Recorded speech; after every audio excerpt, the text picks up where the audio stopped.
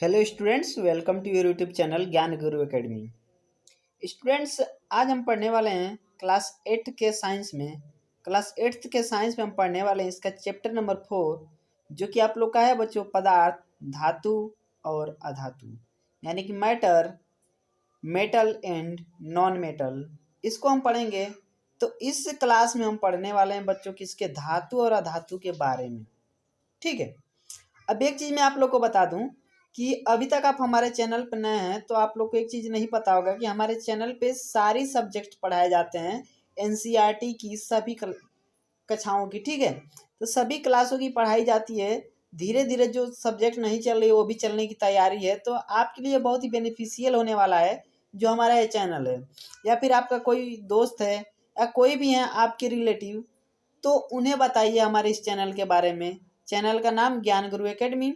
ठीक है। सर्च कीजिए और उनसे सब्सक्राइब करवाइए ताकि आने वाली हमारी वीडियो का नोटिफिकेशन सबको मिले और सबको इसका फ़ायदा मिल सके। ठीक है। अब इस क्लास की बात करें बच्चों, तो इस क्लास की बात कर रहे हैं जो कि आपका है चैप्टर नंबर 4 का पदार्थ, धातु और अधातु। तो इसमें सबसे पहले मैं आप लोग को बताता हूँ धातु किसे कहते हैं और अधातु किसे कहते हैं। धातु क्या होते हैं? वे तत्व जो अपने स्वतंत्र इलेक्ट्रॉन त्याग कर धनायन बनाते हैं। वो क्या करते हैं? अपने इलेक्ट्रॉनों का त्याग करके धनायन बनाते हैं, पॉजिटिव बनाते हैं। ठीक है। तो ये तो आप लोग का क्या, त्याग करेंगे अपने इलेक्ट्रॉन का और वो क्या बनाएंगे? धनायन बनाएंगे। इसे कहते हैं धातु। ठीक है। इसी के जस्ट अपोजिट अधातु होता है। अब पहले इस चैप्टर में है क्या वो सारी चीजें समझ लेते हैं। बच्चों, हम आप लोग को एनसीईआरटी जो कक्षा 8 की किताब है एनसीईआरटी, उसी को टोटल पढ़ा रहा हूँ। आप चाहें तो किताब खोल के देख सकते हैं। ठीक है। बिल्कुल पढ़ा रहा हूँ, चैप्टर वाइज आप लोग को पढ़ाया जा रहा है, तो कोई दिक्कत नहीं। आप लोग का चौथा चैप्टर आप किताब खोल के देख सकते हैं। जैसे किताब में उसी के अनुसार मैं आप लोग को पढ़ा रहा हूँ। यहाँ आप देखिए, आप लोहा, एल्यूमिनियम, तांबा आदि जैसे कुछ पदार्थों से परिचित हैं। ये कुछ पदार्थ हैं जैसे लोहा, एल्यूमिनियम, तांबा। इन पदार्थों से तो आप परिचित ही हैं। कुछ पदार्थ सारणी 4.1 में दिए गए हैं। ठीक है। कुछ पदार्थ ऐसे हैं जो कि इस सारणी में दिए गए, यहाँ पे आप देख सकते हैं। ठीक है। सारणी जो है आयरन, कोयला, सल्फर, एल्यूमिनियम, कॉपर, ये कुछ पदार्थों के नाम हैं। ठीक है। जो कि इसमें दिए गए हैं। अब बताया जा रहा है कि क्या आप उन पदार्थों के नाम बता सकते हैं जो धातु हैं? अब इसमें से आप क्या उनको बता सकते हैं जो धातु हैं? सारणी 4.1 में शेष पदार्थ धातु है, जो बचे हुए पदार्थ हैं। ठीक है। कहा जा रहा है कि क्या उन पदार्थों के नाम बता सकते हैं जो धातु हैं? तो सारणी 4.1 में शेष पदार्थ धातु है, जो बचा हुआ पदार्थ वह धातु है। धातुओं का अधातुओं से अंतर उसके भौतिक और रासायनिक गुणों के आधार पर किया जा सकता है। यानी कि जब हमें पता करना होगा कि यह धातु है कि यह धातु है, तो हमको दो चीज़ें पता होना चाहिए, उनके भौतिक गुण और रासायनिक गुणों के आधार पर इनको हम अंतर जब इनका स्पष्ट करेंगे तो हमें पता चला। स्मरण कीजिए, यानी कि याद कीजिए कि चमक और कठोरता भौतिक गुण है। चमक ब्राइटनेस और कठोरता हार्डनेस, ये क्या है बच्चों? फिजिकली प्रॉपर्टीज हैं, भौतिक गुण हैं। तो अब इन्हीं के आधार पे हम धातु और अधातु को अलग करेंगे। क्लियर है? इतनी बात आपको समझ में आ गई? ठीक है। जब इतनी समझ में आ गई तो नेक्स्ट पॉइंट कह क्या रहा है पहले समझिए। धातुओं और अधातुओं के भौतिक गुण। देखिए, दोनों के ही भौतिक गुणों की बात कर रहा है, धातुओं और अधातुओं की। क्या आपने लोहार को लोहे के टुकड़े अथवा लोहे से निर्मित वस्तु जैसे फावड़ा, घरों में फावड़ा होता है, आपने देखा होगा, बेलचा, कुल्हाड़ी आदि को पीटते हुए देखा है? क्या इन वस्तुओं को पीटने पर आप इनके आकार में कोई परिवर्तन पाते हैं? जब आप बेलचा, कुल्हाड़ी, फावड़ा आदि लोहार से पिटवाते हैं तो क्या इसके आकार में कोई परिवर्तन होता है? क्या कोयले के जो कोयला है, क्या कोयले के टुकड़े को पीटने पर भी वैसे ही परिवर्तन की अपेक्षा करते हैं? अब मान लीजिए एक तरफ आप फावड़ा को पिटवाइए, ठीक है, लोहार से, और दूसरी तरफ किससे पिटवाना है बच्चों? एक कोयला को। जब दोनों को पीटा जाएगा तो क्या दोनों में सेम प्रकार का परिवर्तन होगा? एक ही जैसे परिवर्तन होगा? आप कहोगे बिल्कुल नहीं होगा। क्या नहीं होगा? ठीक है। क्योंकि अब इनके बारे में वही चीज हम पढ़ेंगे। देखिए क्रियाकलाप करने के लिए कह रहा है। एनसीईआरटी की सबसे अच्छी क्वालिटी तो यही है कि आपको हर पेज पे क्रियाकलाप कराता है, ठीक है। और मतलब क्या है, हर पॉइंट पे क्रियाकलाप करके आपको समझाता है, ठीक है। बच्चों आप लोग से एक क्वेश्चन हमारा रहेगा, अगर किसी को भी इस क्वेश्चन का जवाब पता हो तो आप हमें कमेंट बॉक्स में जरूर बताइएगा, और उस बच्चे का नाम हम अगली क्लास में लेंगे जो पहला कमेंट हमें करके बताएगा कि एनसीईआरटी का फुल फॉर्म क्या होता है। एनसीईआरटी का फुल फॉर्म क्या होता है, इसका जवाब आप हमें कमेंट बॉक्स में देंगे, और जो भी इसका जवाब कमेंट बॉक्स में देंगे उनका नाम हम इसके अगले कक्षा में लेंगे, यानी कि अगले वीडियो में लेंगे, जो हम इसका नेक्स्ट पार्ट लेके आएंगे कक्षा 8 का, ठीक है। अब देखिए क्रियाकलाप देखते हैं। एक लोहे की कील, एक कोयले का टुकड़ा, देखिए ध्यान से, एक लोहे की कील, एक कोयले का टुकड़ा, एक मोटे एल्यूमिनियम का तार, और एक मोटे एल्यूमिनियम का तार ले लीजिए, ठीक है, और एक पेंसिल का लेड, पेंसिल की लेड ले लीजिए। लोहे की कील लेकर उसे हथौड़े द्वारा पीटिए। जो लोहे की कील है इसे हथौड़े से पीटिए, परंतु ध्यान रहे कि इस प्रक्रम में ताप, मतलब ताप नहीं, सॉरी, आप, ठीक है, इस प्रक्रम में जब आप उसको पीटेंगे तो इस प्रक्रिया में आप स्वयं को चोट न पहुंचा लें। लोहे की कील को पीटना तो है, लेकिन सावधानी बरत कर कहीं आपको न लग जाए, ठीक है। पीटते समय जोर से पीटने का प्रयास कीजिए। एल्यूमिनियम के तार पर भी जोर से चोट कीजिए। एल्यूमिनियम के तार और लोहे की कील को पीटिए। इसी प्रकार का प्रक्रम कोयले के टुकड़े और जो पेंसिल है उसकी लेड के साथ भी कीजिए। अपने प्रेक्षणों को 4.2 में रिकॉर्ड कीजिए। जो होगा उसको आपको रिकॉर्ड करना है। लोहे की कील को पीटोगे आप तो ठीक है, वो चपटा हो जाएगा ना, ठीक है। लोहे की कील को आप पीटोगे तो यहाँ वही चीज लिखना है, क्या लिखोगे आप, कि चपटा हो जाएगा। कोयले का टुकड़ा टूट जाएगा, ठीक है। एल्यूमिनियम का तार क्या होगा बच्चों, ठीक है, वही अपना चपटा हो जाएगा। पेंसिल की लेड टूट जाएगी। तो यही चीज इसमें लिखना है। इसी को कहते हैं पदार्थ की आघातवर्धनता, ठीक है, पदार्थों की आघातवर्धनता। तो इस वाले में पॉइंट में हम आप लोग को बताते हैं कि पदार्थों की आघातवर्धनता क्या होती है।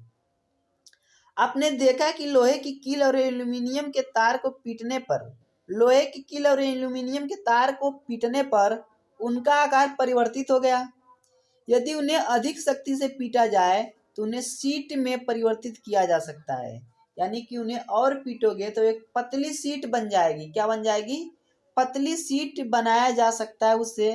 आप संभवतः मिठाइयों को सजाने के लिए उपयोग में लाने जाने वाले चांदी के वर्क से भी परिचित होंगे। जो चांदी का वर्क होता है उससे भी आप परिचित होंगे। आप एल्यूमिनियम पन्नी पणिका द्वारा खाद्य पदार्थ सामग्री को लपेटने के उपयोग से भी अवश्य परिचित होंगे। धातुओं का गुण, उसके कारण उन्हें पीट कर शीट में परिवर्तित किया जा सकता है। धातुओं का जो गुण है वो क्या है बच्चों, उनको पीटा जा सकता है। इतना उसमें गुण है कि धातु को अगर पीटोगे तो पीट पीट के आप उसे चादर बना सकते हो, ठीक है, सीट बना सकते हो। और यही उसके पीटी जाने वाले गुण को आघातवर्धनता कहते हैं, ठीक है। अब समझिए आघातवर्धनता क्या है। अब मान लीजिए लोहे की एक रॉड है, आप इसे पीटोगे, जब इसको पीटते जाओगे, हथौड़े से वार करते जाओगे, वार करते जाओगे, तो जितने हथौड़े वार आप करोगे ये फैलता जाएगा, ठीक है। ये क्या होगा, ये टूट के बिखरेगा नहीं, टुकड़े टुकड़े नहीं होगा, इस तरह से फैलता चला जाएगा। इसी को आप कहोगे, क्या कहोगे बच्चों, इसी, इसका जो ये गुण है इसी को आप कहोगे कि आघातवर्धनता। फैलेगा ये, ठीक है, टूटेगा नहीं, फैलेगा। ये धातु का गुण होता है। ये धातुओं का अभिलाक्षणिक गुण है। जैसा आपने देखा होगा कोयले और पेंसिल लेड जैसे पदार्थ का यह गुण प्रदर्शित नहीं करते। अब कोयले को आप पीटोगे तो क्या वो फैलेगा, आप बताओ, कोयले को पीटोगे तो फैलेगा, वो टूट जाएगा, बिखर जाएगा। लेकिन जब आप लेड की पेंसिल है, पेंसिल को पीटोगे तो क्या वो फैलेगा, वो भी टूट जाएगा, ठीक है। तो यह क्या करते हैं बच्चों, जो क्या है कि धातु हैं उनके जैसा यह गुण प्रदर्शित नहीं करते हैं। क्या हम इन्हें धातु कह सकते हैं? जब धातु के जैसा गुण ही नहीं है तो धातु कहेंगे क्या? नहीं कहेंगे। क्या आप बिना प्लास्टिक या लकड़ी के हत्थे वाले गर्म धातु के पात्र को स्वयं को बिना आघात पहुंचाए, देखिए क्या कह रहा है, ठीक है, क्या आप प्लास्टिक या लकड़ी के हत्थे, ठीक है, वाले धातु के पात्र को, देखिए अब उसमें नहीं प्लास्टिक है नहीं लकड़ी के हत्थे हैं। जैसे मान लीजिए हम अपने घरों में तवा यूज करते हैं तो यहाँ पे क्या होता है, आपने देखा होगा, ठीक है, कि यहाँ पे क्या होगा कि या तो यहाँ लकड़ी का एक हैंडल लगा होगा या फिर किसका लगा होगा बच्चों, ठीक है, प्लास्टिक का, कुछ भी हो, लेकिन एक हैंडल लगा होगा, ठीक है। उसके बिना क्या आप बिना प्लास्टिक या लकड़ी के हत्थे वाले गर्म धातु के पात्र को स्वयं को बिना आघात पहुंचाए पकड़ सकते हैं? जब यह अधिक जाएगा, गर्म हो जाएगा आपका बच्चों, तो क्या उसको अगर आप छुओगे, इसको जब पूरी तरह से गर्म हो चुका है, तो क्या आपको आघात नहीं पहुंचेगा? आपको चोट नहीं लगेगी? आप जलोगे नहीं? शायद नहीं, क्योंकि आप इसको पकड़ोगे ना। जब यहाँ से पकड़ोगे तो आप नहीं जलोगे, लेकिन ये नहीं रहेगा तो जलोगे। कुछ अनुभवों की सूची बनाने का प्रयास कीजिए जिसमें एक लकड़ी या प्लास्टिक का हत्था आपको घायल होने से बचाता है, ठीक है। कुछ और के बारे में पूछ रहा है कि जिससे आप बच सकते हो। जब आप गर्म वस्तुओं को पकड़ते हैं तो इन अनुभवों के आधार पर आप लकड़ी और प्लास्टिक द्वारा ऊष्मा के चालन के विषय में क्या कह सकते हैं? आपने एक विद्युत कर्मी को पेचकस से काम करते हुए देखा होगा। कोई इलेक्ट्रीशियन है तो आपने देखा होगा कि वो पेचकस से काम करता है। किससे काम करता है? पेचकस से। उसका हत्था किस प्रकार का होता है जिससे वो पकड़ता है? वो किस प्रकार का होता है? क्या वो प्लास्टिक का होता है? ठीक है। और होता है तो क्यों होता है, आइए जानें। अब उनको एक क्रियाकलाप के माध्यम से जानेंगे। अभी अभी आप लोग को बताएं कि क्रियाकलाप आप लोग के लिए एनसीईआरटी में बहुत ही इंपॉर्टेंट है और उससे आपको सारी चीज़ें क्लियर भी हो जाती हैं। आई थिंक ये अच्छा किया हमारी गवर्नमेंट ने। क्रियाकलाप 4.2, याद करिए किसी वस्तु में विद्युत का प्रवाह होता है, जैसे तार देख लीजिए, या नहीं। ठीक है, प्रवाह होता है या नहीं यह परीक्षण करने हेतु विद्युत परिपथ कैसे बनाया जाता है? देखिए ध्यान से, विद्युत परिपथ बनाया जा रहा है दोनों तरफ से जोड़कर, ठीक है। विद्युत परिपथ आपका बनाया जा रहा है, ठीक है। तो ये तो विद्युत परिपथ है। अब यहाँ पे देखिए, जो विद्युत परिपथ बनाया गया है उसमें विभिन्न वस्तुओं के साथ क्रियाकलाप किया गया होगा। अब क्रियाकलाप को सारणी 4.3 में दिए गए पदार्थों के साथ दोहराएं, प्रेक्षण लीजिए और इन पदार्थों को सुचालकों और कुचालकों में वर्गीकृत कीजिए। लोहे की छड़ या कील को जोड़ोगे तो क्या उसमें लाइट आएगी? बिल्कुल आएगी। सुचालक है क्योंकि वह लोहे की कील क्या है? विद्युत की सुचालक है। गंधक में आएगी? बिल्कुल नहीं। कोयला में नहीं आएगी। तांबे के तार में आएगी। तांबे के तार में भी क्या होगी? लाइट आएगी। तो बच्चों, जिनमें लाइट आएगी वह आपका हुआ लोहे का, ठीक है, कील और तांबे का तार, इनमें लाइट का प्रवाह होगा, विद्युत का प्रवाह होगा, ठीक है। इसी को वैद्युत चालकता कहेंगे और इसे क्या कहेंगे कि यह विद्युत की सुचालक है। लेकिन जिनमें नहीं आएगा वो विद्युत की क्या हो जाएंगी? कुचालक हो जाएंगी, ठीक है। ये चीजें आप समझ गए चालक और कुचालक के बारे में। तो आपने पाया होगा कि लोहे की छड़, कील और तांबे का तार ठीक है, तार का सुचालक है, जबकि गंधक और कोयला कुचालक है। ओ, आपने अनुभव स्मरण करने और फिर से इस क्रियाकलाप का अर्थ यह दिखाना था कि धातु, ऊष्मा और विद्युत के सुचालक होते हैं। यह हमने कक्षा 6 में भी सीखा था। क्लियर है बच्चों? जो कक्षा 6 में आपने पढ़ा था उसमें भी आपने इसको सीखा था और हमने आप लोग को एक बार और रिमाइंड करवा दिया। अच्छी तरह से पढ़िए और अच्छा नॉलेज आप ग्रहण कीजिए, यही हमारा मोटिव है। आप एल्यूमिनियम और तांबे के तारों का उपयोग कहाँ देखते हैं? एल्यूमिनियम और तांबे के तारों का उपयोग आप कहाँ देखते हैं? ठीक है। क्या आपने कोयले की तारें देखी है? जो कोयला होता है क्या उसकी भी तार होती है क्या? निश्चित रूप से नहीं। धातुओं का वह गुण जिससे उन्हें खींचकर तारों में परिवर्तित किया जा सकता है।